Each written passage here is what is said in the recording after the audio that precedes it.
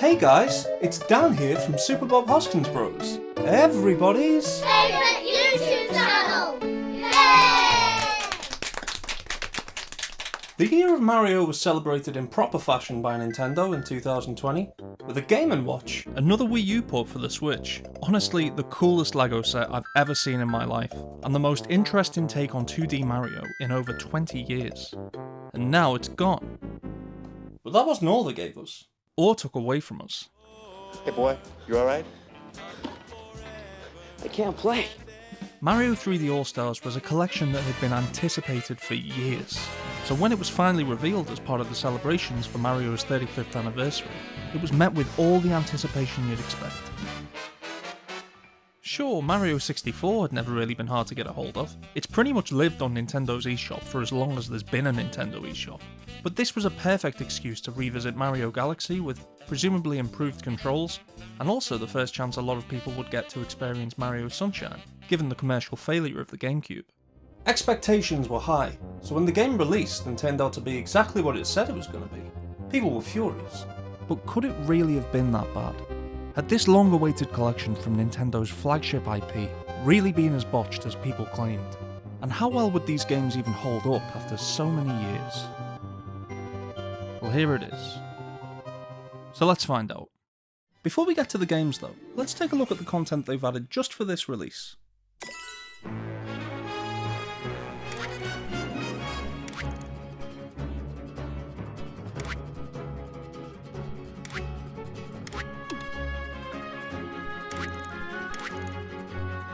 My first impression is that this collection kinda reminds me of the way on some DVD releases they used to have the sheer balls to boast interactive menus as a special feature. The games are here, but that's all that's here. And for a 35th anniversary, most fans just expected a little bit more. To its credit, it does include the soundtrack for all three games. Not on a CD though, you've just got to play them on the Switch. You know, like if you're planning a day at the beach and feel like taking the sound of sunny Delfino Island with you. Or maybe you just feel like a relaxing bath at the end of a hard week to the soothing sounds of Dire Dire Docks. Before 3D All-Stars came along, you'd have had to resort to using YouTube on your phone to listen to Mario music. Like an animal. When games make a point of including soundtracks, they usually at least come on a CD, which could become a collector's item down the line, and sometimes that can be enough incentive to pick up a copy. But I don't know who this was meant to convince.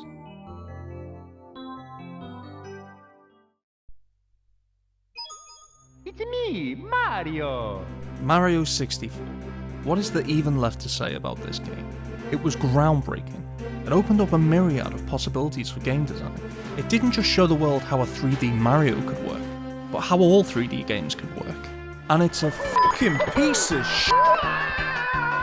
Despite its ingenuity, this game has also had its share of backlash over the years for, well, mostly for looking like this. Ugh. But honestly, picking on Mario 64 because of its age is kinda like saying the moon landing doesn't hold up because it happened in the 60s. I know, it's old, I can see that. And you know what, maybe the moon would have better graphics if they landed on it today, but that wouldn't make the first time any less impressive. That being said, I wouldn't even say it's aged badly. The atmosphere of the castle is still great, and the stages within are still impressively varied, if a bit jarring at times. Like most games of this era, the camera is kind of awful, but it's not unplayable.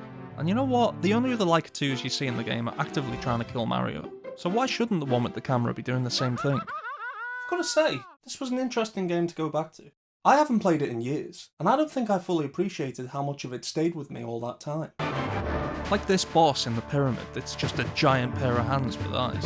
King Babom, and how despite walking like this, if thrown off his mountain can jump right back on in one terrifying leap. Or the Koopa the Quick challenges. This room with the three paintings that's like one big optical illusion. That snowman that steals your hat when it gets blown off. Or the piano, that gaming journalists on the internet like to say they were scared of as a kid. Ha! That's not scary. If you want to see a scary piano, I'll show you a scary piano.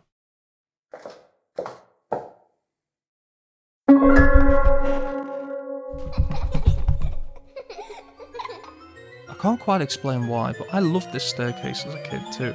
It was just so eerie and unsettling.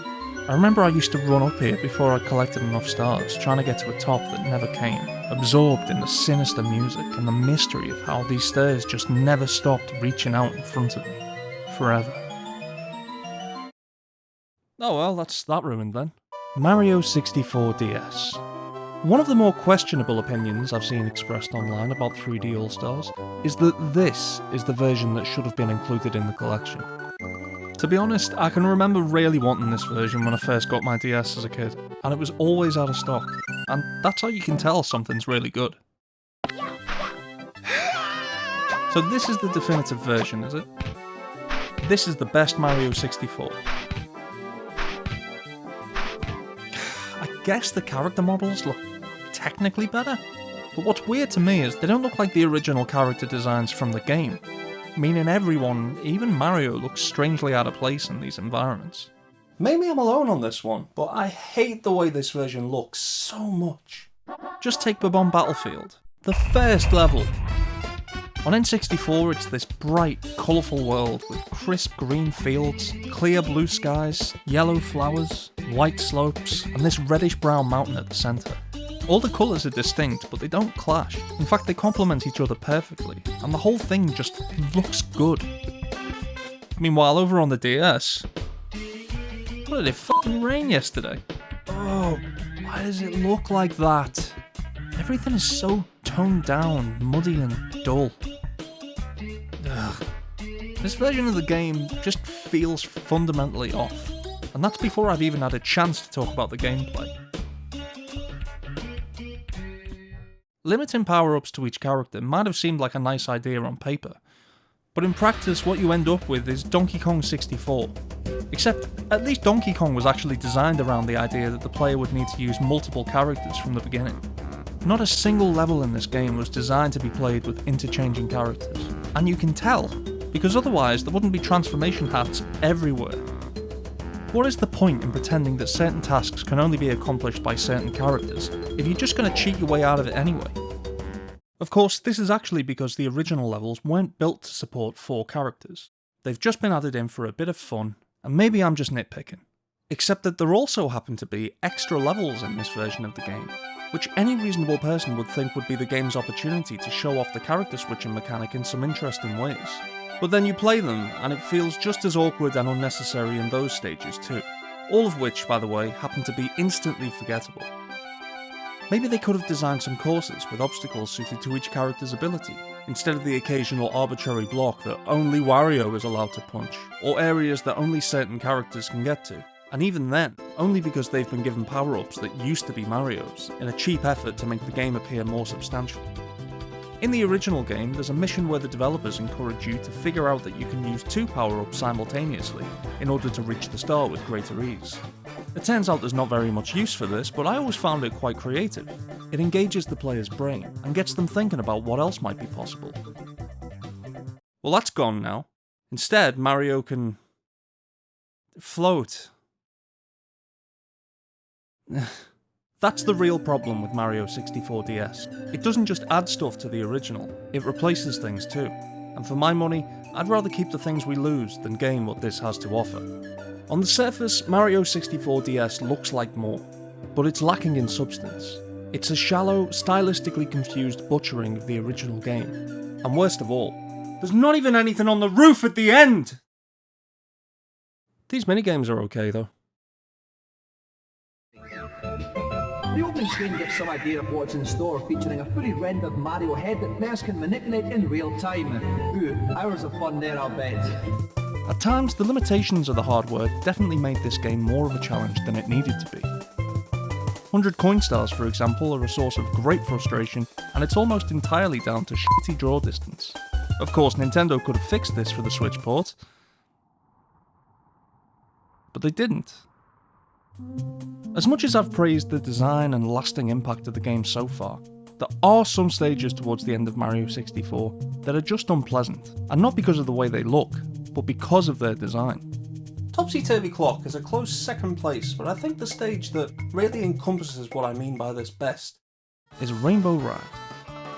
The idea of having multiple stars in each area was and remains an ingenious way to both conserve cartridge space while making each stage feel rich with things to do. But in Rainbow Ride, no matter what star you're going after, the level will never not start with 32 seconds of the least fun you've ever had. The star names are, well, let's be generous and say a bit vague, and the terrain in this level is mostly sky, meaning it's very easy to fall off. The result of this is that exploration in this stage is left feeling unappealing. I might not know what I'm meant to be doing, but what I do know is that I'm sick of standing on this fucking carpet. So that's the game. But how does it hold up compared to the original?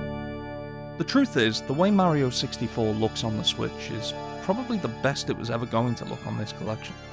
Making it widescreen or fixing the camera might have been nice, but who has time for silliness like that? Not Nintendo. The All-Stars version is visually much clearer, but I feel like just making the image clearer can sometimes harm the overall look of games from the N64. The edge of each polygon becomes so sharp it almost feels like you could cut yourself just looking at them. And by comparison, every bad texture is mercilessly hung out to dry. Upscaling all of the game's assets without doing anything for the textures resulted in a game that looks like a mess. And even though there's no denying its age on the original hardware, it does have a more consistent look overall. The controls were also kind of an issue for me, and while I can move around no problem using this contraption, something about the Switch port just never quite clicked with me. Nintendo have since updated the game with the option to customise the camera. In fact, they've done this for Sunshine too, which is good, but it's a bit too late for me. And probably also for everyone else who rushed out to buy a copy on release day due to artificial demand. The All-Stars port is also missing the iconic So Long Gay Bowser line, which is conspicuous by its absence. This wasn't a censorship issue, by the way, but rather because the port used is from a Japanese version of the game, where Bowser is better known as Koopa. Still, it was sad to see it go.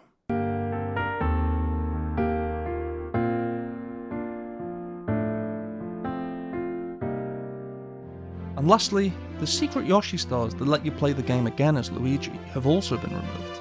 And I think it's a real shame that they took them out.